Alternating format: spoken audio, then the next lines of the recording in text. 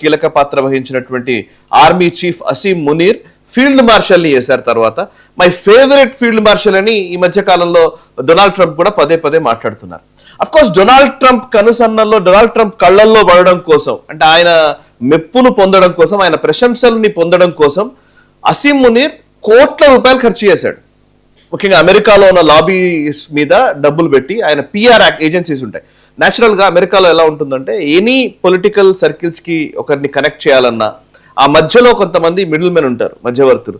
వాళ్ళు ఏం చేస్తారంటే వాళ్ళు ఈ పర్టికులర్ ప్రెసిడెంట్ లేకపోతే ఆ అమెరికన్ ఎస్టాబ్లిష్మెంట్ లో ఉన్నటువంటి కీలక నాయకులకు చేరువ చేయడంలో కీలక పాత్ర వహిస్తారు.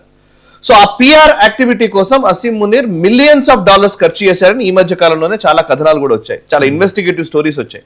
సో అంత డబ్బులు ఖర్చు పెట్టి అసీం మునీర్ మొత్తానికి డొనాల్డ్ ట్రంప్ మెప్పును పొందగలిగారు. డొనాల్డ్ ట్రంప్ బూట్లను నాకే ఒక అద్భుతమైన అవకాశాన్ని పొందాడు అసీం మునీర్.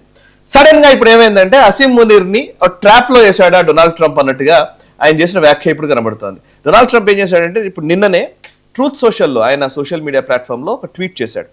ఆ ట్వీట్ లో ఏం మాట్లాడంటే, ఆయన ఇప్పుడు ప్రస్తుతం ఇరాన్తో ఒప్పందానికి సంబంధించిన చర్చ నడుస్తున్నటువంటి టైంలో ఇంకో బాంబు వెల్చాడు. అదేంటంటే ఇరాన్తో ఒప్పందం చేసుకోవడం గురించి పక్కకు పెట్టి ఇంకో ఒప్పందం గురించిన ప్రస్తావన తీసుకొచ్చాడు.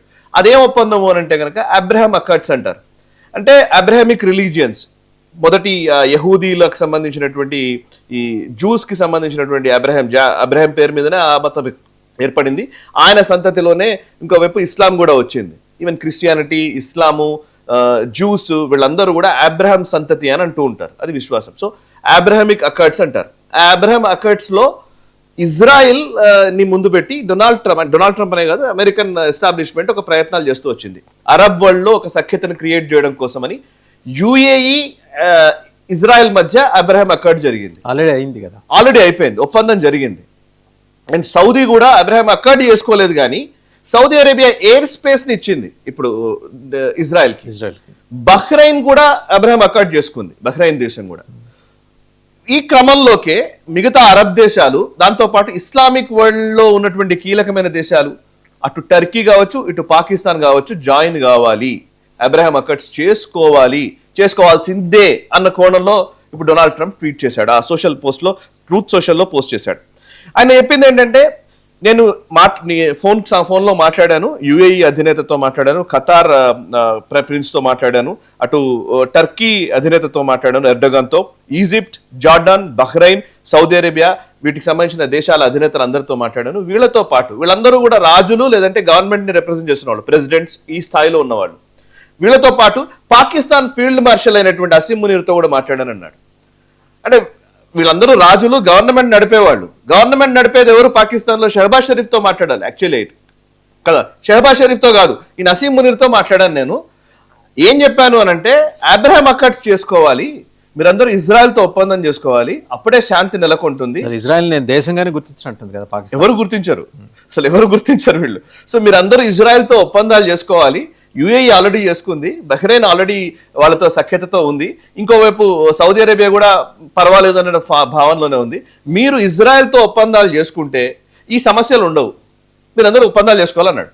అసీం మునీర్ యాక్చువల్లీ ఈ మధ్య కాలంలో యుఎస్ మమ్మల్ని ఎలివేట్ చేస్తోంది, మాకు మధ్యవర్తిగా ఉండే అవకాశం కల్పించింది ఈ మధ్య కాలంలోనే, మాకు వైట్ హౌస్ కి పిలుస్తున్నారు, ఈ మధ్య మమ్మల్ని వాళ్ళ డిన్నర్స్ లో మమ్మల్ని ఇన్వాల్వ్ చేస్తున్నారు.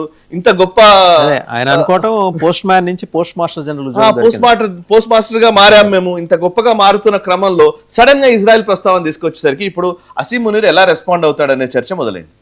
ఎందుకు అసీం మునీర్ ఎలా రెస్పాండ్ అవుతాడు? దీంట్లో ఉన్న లాజిక్ మీరు ఇందాక అడిగారు, యాక్చువల్లీ అదే పాయింట్ మేజర్.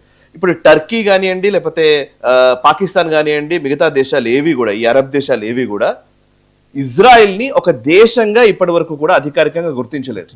గుర్తించకపోగా ఇజ్రాయెల్ కి వ్యతిరేకంగా అనేక దాడులు చేశాయి, యుద్ధాల్లో కూడా పాల్గొన్నారు.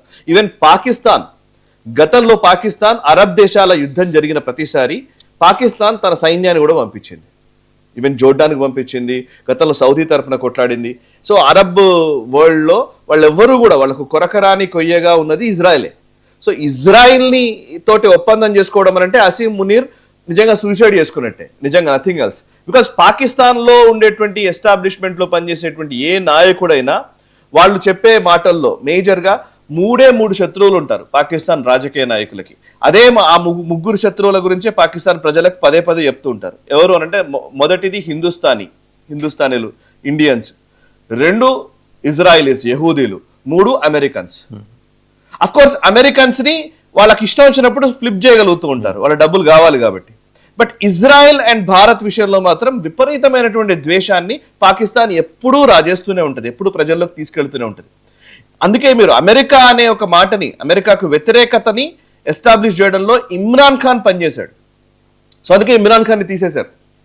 సో ఇప్పుడు మొత్తం ఇందులో కాంటెక్స్ట్ లో మనకు అర్థమవుతుంది అంటే ఇజ్రాయెల్తో పాకిస్తాన్ ఒప్పందం చేసుకోవాలని ఇప్పుడు డొనాల్డ్ ట్రంప్ చెప్తున్నాడు. ఇంతకాలం Donald Trump my favourite field marshal అన్నప్పుడు పొంగిపోయినటువంటి అసీం మునీర్ లేదా షెహబాజ్ షరీఫ్ ఇప్పుడు ప్రజలకు ఏం సమాధానం చెప్తారో తెలియదు. ఇప్పుడు ఇమీడియట్ గా లేదు మేమెందుకు జాయిన్ అవుతామని ఏదో స్టేట్మెంట్ ఇవ్వాలి. నేను ఐమ్ జస్ట్ వెయిటింగ్ యాక్చువల్లీ వీళ్ళు ఏం స్టేట్మెంట్ ఇస్తారని. ఖచ్చితంగా అదే ఇస్తారండి. ఇప్పుడు మాకు సంబంధం లేదు, మేము అసలు జాయిన్ అయ్యే పరిస్థితి లేదు అని ఇచ్చారనుకోండి, డొనాల్డ్ ట్రంప్ ఈగో హట్ అవుతే డొనాల్డ్ ట్రంప్ ని సెట్ చేసుకుంటూ ఆయన ఈగో హట్ కాకుండా చూసుకుంటూ మాట్లాడాల్సిన పరిస్థితి. కెనడా ప్రైమ్ మినిస్టర్స్ ని, ఫ్రాన్స్ ప్రెసిడెంట్